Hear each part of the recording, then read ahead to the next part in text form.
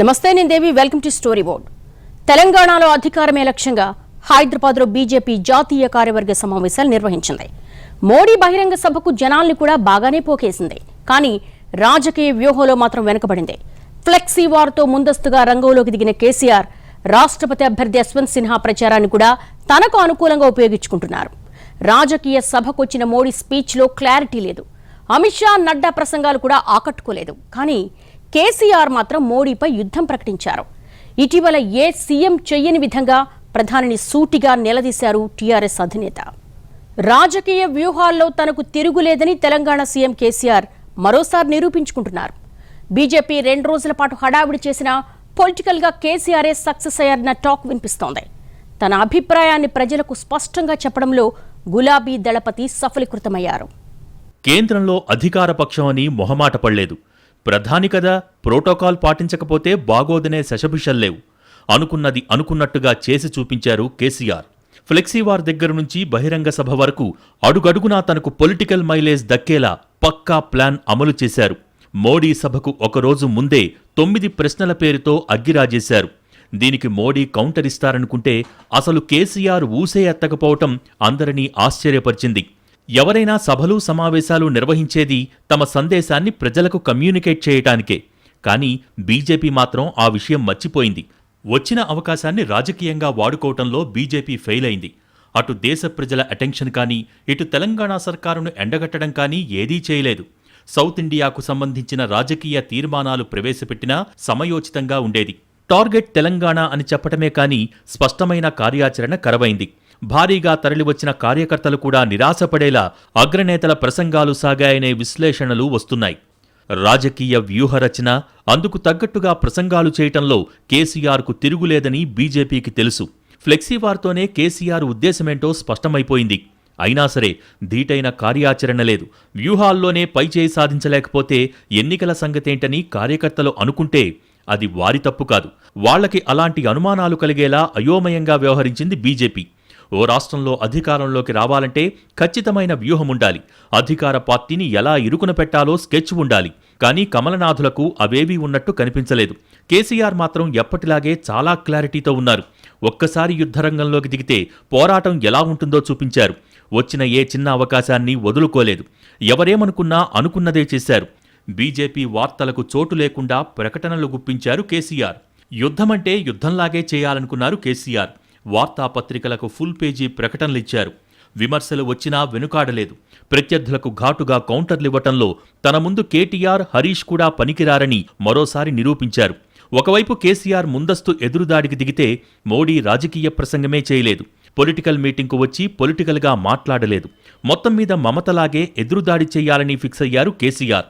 కేసీఆర్ మోడీని ప్రశ్నించినంత సూటిగా BJP, TRS ప్రభుత్వాన్ని తప్పుపట్టలేకపోయింది. ప్రస్తుతం దేశంలో ఏ సీఎం కూడా టార్గెట్ చేయని స్థాయిలో మోడీని నిలదీయటంలో కేసీఆర్ సక్సెస్ అయ్యారు. మోడీని ఇరుకున పెట్టగలిగారు. ముందస్తు ఎదురుదాడితో కేసీఆర్ వ్యూహం ఫలించింది. लेकिन क्या हो रहा है इस देश में?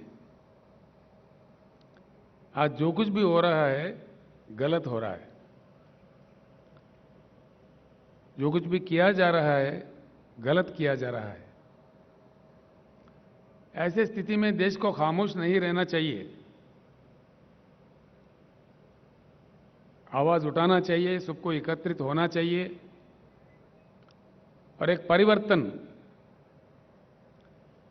ऐसा वैसा नहीं, एक उच्च गुणवत्ता वाली परिवर्तन. We need to bring in a qualitative change in Indian politics. It's the requirement of the nation today. Telangana రాజకీయ భౌగోళిక స్వరూపంపై పూర్తి అవగాహన ఉన్న కేసీఆర్ మరోసారి తెలంగాణను ఓన్ చేసుకుని కేంద్రం ఇచ్చిందేమీ లేదని గట్టిగా చెప్పగలిగారు. దీనికి మోడీ సరైన ఆన్సర్ చెప్పలేదనే భావన వచ్చింది. ప్రజలు టీఆర్ఎస్ను గద్దెదింపటానికి రెడీగా ఉన్నారని భావిస్తున్న కమలనాథులు మరి అందుకు తగ్గ యాక్షన్ ప్లాన్ రూపొందించారా అనే అనుమానాలున్నాయి. ఇప్పటికైతే కేసీఆర్ రాజకీయంగా పైచేయి సాధించారు. బీజేపీ ఇకనైనా వ్యూహాలు మారుస్తుందా లేదా అనేది చూడాల్సి ఉంది. కేసీఆర్ స్పీచ్తో గులాబీ శ్రేణులకు ఎక్కడలేని ఉత్సాహమొచ్చింది. కాషాయ పార్టీ బలపడుతుందేమో అని వారికి ఏమూలో ఉన్న అనుమానాలు కూడా తొలగిపోయాయని చెప్పొచ్చు. కేసీఆర్ దిగితే ఎవరూ నిలబడలేరనే సందేశం బలంగా వెళ్ళింది. అటు పార్టీకి ఇటు ప్రజలకు ఇద్దరికీ చెప్పదలుచుకుంది సూటిగా చెప్పారు కేసీఆర్. తెలంగాణ రాజకీయాల్లో ఈ ఏడాది కీలక పరిణామాలే చోటు చేసుకుంటున్నాయి. ఈ ఏడాది ఆరంభంతో పోలిస్తే చివరి నాటికి కేంద్రంలోని బీజేపీపై కేసీఆర్ వైఖరిలో మార్పు కనిపిస్తోంది. ప్రధానిపై కేసీఆర్ తీవ్ర స్థాయిలో విమర్శలు చేస్తున్నారు. కేసీఆర్ కేంద్ర పెద్దలతో ఢీకొట్టేందుకు చూస్తున్నారు. సాగు చట్టాలకు వ్యతిరేకంగా సాగిన పోరాటంలో మరణించిన రైతులకు తెలంగాణ తరపున కేసీఆర్ పరిహారం ప్రకటించటం, ధాన్యం కొనుగోళ్లపై పార్లమెంటులో పోరాటం, ప్రెస్ మీట్లో కేంద్ర పెద్దలపై కేసీఆర్ చేస్తున్న వ్యాఖ్యలు ఇందుకు బలం చేకూరుస్తున్నాయి. కేసీఆర్ హిందీలో మోడీ లక్ష్యంగా చేసిన ప్రసంగం సోషల్ మీడియాలో వైరల్ అయిపోయింది. కేసీఆర్ ప్రశ్నలకు సమాధానం చెప్పాల్సిన బాధ్యత మోడీ మీద ఉంది. ముఖ్యంగా తెలంగాణకు కేంద్రం చేసింది ఏమీ లేదన్నది కేసీఆర్ వాదన. దాన్ని మోడీ కౌంటర్ చేయాల్సి ఉంది. కానీ మోడీ ప్రసంగం ఆ దిశగా సాగలేదు.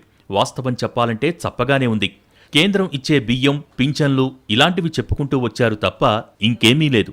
కేంద్రం చేసే ఈ సాయం అన్నది కేవలం తెలంగాణకే పరిమితం కాదు, అన్ని రాష్ట్రాలకు ఉంటుంది. ప్రత్యేకించి తెలంగాణకు ఏమిచ్చామన్నది మోడీ క్లారిటీగా చెప్పలేకపోయారు. हमारा निरंतर प्रयास है कि तेलंगाना के किसानों का जीवन आसान हो, उनको अपनी उपज का अधिक से अधिक लाभ मिले। तेलंगाना में पानी से जुड़े लगभग 35,000 करोड़ रुपए से अधिक के 5 बड़े प्रोजेक्ट पर केंद्र सरकार काम कर रही है। बीते 6 सालों में केंद्र सरकार ने तेलंगाना के धान किसानों से लगभग 1 लाख करोड़ रुपए का धान खरीदा है। धान किसानों को लागत का 1.5 गुना पैसा भी दिया है। इस बार भी धान की एमएसपी में 80 रुपये की वृद्धि कर उसे 2,000 रुपये प्रति क्विंटल से ज्यादा कर दिया गया है। కేంద్రం రాష్ట్రాలకు సాయం ఎలా చేస్తుంది? ఈ రాష్ట్రం నుంచి జీఎస్టీ రూపంలో కేంద్రం వాటాగా వచ్చిన ఆదాయంతోనే కదా.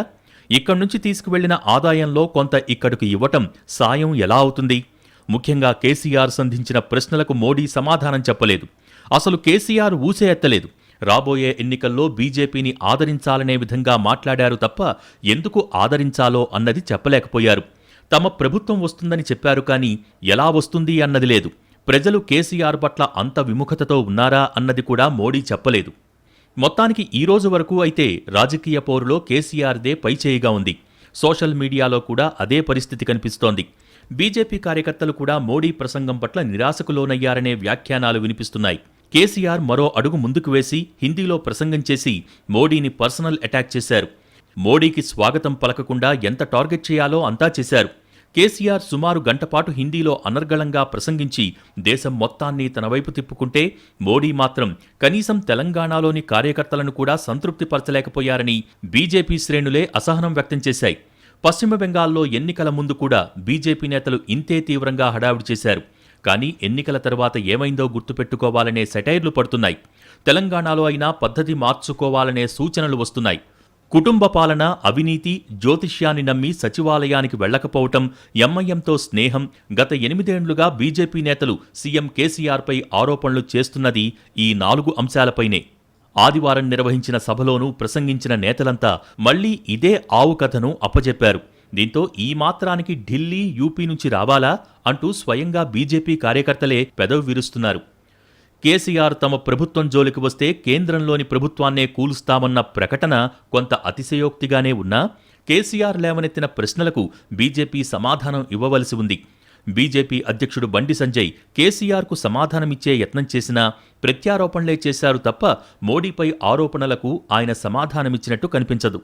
వచ్చే ఏడాది జరగనున్న ఎన్నికలను దృష్టిలో ఉంచుకుని బీజేపీ హైదరాబాద్లో పార్టీ జాతీయ కార్యవర్గ సమావేశాలను ఏర్పాటు చేస్తే దానికి పోటీగా రాష్ట్రపతి విపక్ష అభ్యర్థి యశ్వంత్ సిన్హాను టీఆర్ఎస్ వ్యూహాత్మకంగా హైదరాబాద్ రప్పించింది. బీజేపీ అధ్యక్షుడు జేపీ నడ్డాకు బీజేపీ శ్రేణులు శంషాబాద్ విమానాశ్రయం నుంచి ఘన స్వాగతం చెబుతూ తీసుకురాగా యశ్వంత్ సిన్హాకు స్వయంగా కేసీఆర్ స్వాగతం చెప్పడమే కాకుండా 10,000 బైకులతో ర్యాలీ నిర్వహించారు. అదే సమయంలో ప్రధాని మోడీ బేగంపేట విమానాశ్రయానికి వస్తే కేసీఆర్ వెళ్లకుండా ప్రోటోకాల్ మంత్రిగా తలసాని శ్రీనివాస యాదవ్ను పంపించారు. గత కొన్ని నెలలుగా మోడీ, కేసీఆర్ల మధ్య సాగుతున్న ప్రత్యక్ష పరోక్ష యుద్ధాలకు మరోసారి హైదరాబాద్ వేదికైంది. బీజేపీ కేసీఆర్కు వ్యతిరేకంగా సాలుదొర అంటూ టైం బోర్డు ఏర్పాటు చేస్తే టీఆర్ఎస్ పేరున కాకపోయినా సాలు మోడీ సంపకు మోడీ అంటూ కొందరు బోర్డులు ఏర్పాటు చేశారు. బీజేపీ సమావేశాలు పూర్తిగా హైలైట్ అవ్వకుండా ప్రజల దృష్టంతా బీజేపీ వైపు వెళ్లకుండా చేయటంలో కేసీఆర్ సఫలమయ్యారు. ఎందుకంటే అన్ని మీడియాలలో బీజేపీ సమావేశాలతో పాటు కేసీఆర్ ప్రసంగాన్ని కూడా ప్రముఖంగా కవర్ చేయక తప్పలేదు. సాధారణంగా ఏదైనా రాజకీయ పార్టీ ఇలాంటి సమావేశాలు జరుపుకుంటుంటే ఆ పార్టీకి సంబంధించిన వార్తలే అత్యధికంగా వస్తూ ఉంటాయి. కానీ ఈసారి దానిని నిలువరించి తన వంతు వాటాను కేసీఆర్ పొందగలిగారు. ఆయన మాట్లాడిన విషయాలు చూస్తే మోడీని ఢీకొట్టగల మగాడు కేసీఆర్ అని ప్రజలు భావించేలా కేసీఆర్ మాట్లాడగలిగారు. నిజానికి కేసీఆర్ తక్షణ లక్ష్యం జాతీయ రాజకీయాలు కాదు, వచ్చే ఏడాది జరగనున్న తెలంగాణ అసెంబ్లీ ఎన్నికలు. వాటిని దృష్టిలో ఉంచుకుని కేసీఆర్ తన గేమ్ తాను ఆడుతున్నారు. ఈ మధ్యకాలంలో బీజేపీ తెలంగాణలో పుంజుకోవటానికి చేస్తున్న యత్నాలను ఆయన తగ్గించేలా వ్యవహరించారు. ఒక దశలో కాంగ్రెస్కు ప్రత్యామ్నాయంగా బీజేపీ ఎదుగుదలను ఆయన కోరుకున్నా భవిష్యత్తులో అది మరీ పెరిగిపోకుండా అలాగే బీజేపీని మోడీని ఎదిరించే ధీరుడిగా తన ఇమేజ్ పెంచుకోవటానికి కేసీఆర్ ఈ అవకాశాన్ని వాడుకున్నారు. ఈ సందర్భంగా మోడీ ప్రభుత్వం అనుసరించిన అంతర్జాతీయ విధానాలను కూడా ఎత్తిచూపారు. శ్రీలంకలో అదానీ విద్యుత్ ప్రాజెక్టు విషయంలో మోడీపై వచ్చిన ఆరోపణలు మొదలు అప్పటి అమెరికా అధ్యక్షుడు ట్రంప్తో కలిసి ఆ దేశంలో మోడీ హౌడీ అంటూ సభలు జరపటం వరకు కేసీఆర్ ప్రస్తావించి దేశం పరువు తీశారని అన్నారు. అమెరికా వెళ్లి ట్రంప్ కోసం ప్రచారం చేయటమేమిటని ఆయన ప్రశ్నించారు. గతంలో మోడీ కాంగ్రెస్ ఆధ్వర్యంలోని యూపీఏ ప్రభుత్వంపై చేసిన విమర్శలను గుర్తు చేస్తూ రూపాయి విలువ ఇప్పుడు ఎందుకు పడిపోయిందని అడగటం ఆసక్తికర విషయమే. నిజంగానే అప్పట్లో మోడీ రూపాయి విలువ పతనంపై తీవ్రంగా విమర్శలు కురిపించారు. 3 రోజుల పాటు హైదరాబాద్లో రాజకీయ హడావుడి చూసిన వారికి కేసీఆర్ ముందు మోడీ తేలిపోయిన భావన కలుగుతోంది. అధికారం సంగతి తర్వాత కనీసం లక్ష్య విషయంలో కూడా క్లారిటీ లేకపోతే అందరినీ ఆశ్చర్యపరుస్తోంది. అసలు ఏ ఉద్దేశంతో బీజేపీ హైదరాబాద్లో సమావేశాలు పెట్టింది, చివరికి ఏం జరిగింది అన్న ప్రశ్న వేసుకుంటే కేసీఆర్ అడ్వాంటేజ్ తీసుకున్నారన్న ఆన్సర్ వస్తోంది. భారత్ మాతా కీ జై శ్రీరామ్, జై శ్రీరామ్. అసెంబ్లీ ఎన్నికలకు పార్టీని సిద్ధం చేయటం, శ్రేణుల్లో జోష్ నింపటమే లక్ష్యంగా బీజేపీ కార్యవర్గ సమావేశాలు జరిగాయి. కానీ అనుకున్న లక్ష్యం నెరవేరలేదనే మాట వినిపిస్తోంది. 4 రోజుల పాటు కష్టపడి జనసమీకరణ చేసినా వాళ్లను ఆకట్టుకునే ప్రసంగాలు మాత్రం లేవు. కానీ కేవలం బీజేపీకి కౌంటర్గా కార్యాచరణ తీసుకున్న కేసీఆర్ కొన్ని గంటల వ్యవధిలోనే పొలిటికల్ స్క్రీన్ హైజాక్ చేశారు. మొత్తం హడావిడిని టీఆర్ఎస్కు అనుకూలంగా మార్చటంలో సక్సెస్ అయ్యారు. వ్యూహమంటే ఎలా ఉంటుందో మరోసారి చాటి చెప్పారు. బీజేపీ ఏం చేసినా వెల్ ప్లాన్డ్గానే చేస్తుంది. అది చంద్రబాబు విషయంలో అయినా మమతా బెనర్జీ విషయంలో అయినా. ఒకసారి యుద్ధం ప్రారంభించిన తర్వాత గెలిచే వరకు ఎత్తుగడలు వేస్తూనే ఉంటుంది. కొన్నిసార్లవి అంతుపట్టవు కూడా. కానీ తెలంగాణ విషయంలో ఆ స్థాయి వ్యూహాలు లేవనే మాటొస్తోంది. చాలా రాష్ట్రాలలో యుద్ధం సాగించిన బీజేపీ ఇప్పుడు తెలంగాణ మీద పూర్తిగా దృష్టి పెట్టినట్టు కనిపిస్తోంది. దీనిని తెలంగాణ సీఎం కేసీఆర్ పసిగట్టారా లేక ఆయనే దీనికి కారణమయ్యారా అన్నది మాత్రం అంత సులువుగా జవాబు దొరికే ప్రశ్న కాదు. బీజేపీ మలిమజిలి తెలంగాణ అని పసిగట్టి కేసీఆర్ ముందుగా మేల్కొని జాతీయ రాజకీయాల్లో ప్రవేశించారా లేక కేసీఆర్ ఢిల్లీలో గొంతు విప్పుతున్నారని బీజేపీ తెలంగాణ మీద కన్నేసిందా అంటే కూడా చెప్పటం కష్టమే. మొత్తం మీద మిగతా రాష్ట్రాలలో మాదిరిగా ఒట్టి నినాదాలతో తెలంగాణలో గెలుపు సాధ్యం కాదనే విషయాన్ని బీజేపీ ఇప్పటికైనా గుర్తించాలి. తెలంగాణ ఉద్యమ చరిత్ర, ఇక్కడి సమాజ ఆకాంక్షలకు కనెక్ట్ అయ్యే ఎజెండా లేకుండా పొలిటికల్ అడ్వాంటేజ్ రాదని గ్రహించాలి. ఈ విషయంలో కేసీఆర్ పీహెచ్డీ చేశారు. ఆయనతో పోటీ పడాలంటే బీజేపీ చాలా గ్రౌండ్ వర్క్ చేయాల్సి ఉంటుంది. అంతేకాని ఒట్టి హడావిడితో ఫలితం ఉండదనే వాదన ఉంది. నిజానికి బీజేపీ తెలంగాణ మీద కన్నేయటం ఇవాళ నిన్నటి వ్యవహారం కాదు. జనసంఘగా ఉన్నప్పట్నుంచే హైదరాబాద్లో దాని పట్టుంది. తెలంగాణ రాజకీయ తెరపైన టీఆర్ఎస్ బీజేపీలు హోరాహోరీగా తలపడటానికి ఈ సమయాన్ని ఎంచుకోవటం ఆసక్తికరంగానే ఉంది. బీజేపీ కార్యవర్గ సమావేశాలకు సంబంధించి నగరమంతా ఆ పార్టీ జెండాలు, తోరణాలు, హోర్డింగులు ఏర్పాటు చేస్తే వాటికి పోటీగా టీఆర్ఎస్ ప్రభుత్వం తన అభివృద్ధి, సంక్షేమ కార్యక్రమాలను మెట్రో పిల్లర్లపైన మీడియాలోనూ పెద్ద ఎత్తున ప్రచారం చేసింది. మొత్తం మీద కేసీఆర్ వ్యూహాత్మకంగా తెలంగాణ రాజకీయం తన చుట్టూరానే తిరిగేలా చేసుకోవటం వరకు సఫలమయ్యారు. మొత్తం మీద షో మొత్తం బీజేపీది కాకుండా టీఆర్ఎస్ వైపు కూడా మీడియా, ప్రజలు చూసేలా చేయటం వరకు కేసీఆర్ సక్సెస్ అయినట్టే. ఇలాంటి సందర్భాల్లో నేతలకు రాజకీయ చతురత ఎంత ముఖ్యమో తెలుస్తుంది. కేసీఆర్ ఆ విషయంలో తనకు తిరుగులేదని మళ్లీ రుజువు చేసుకున్నారు.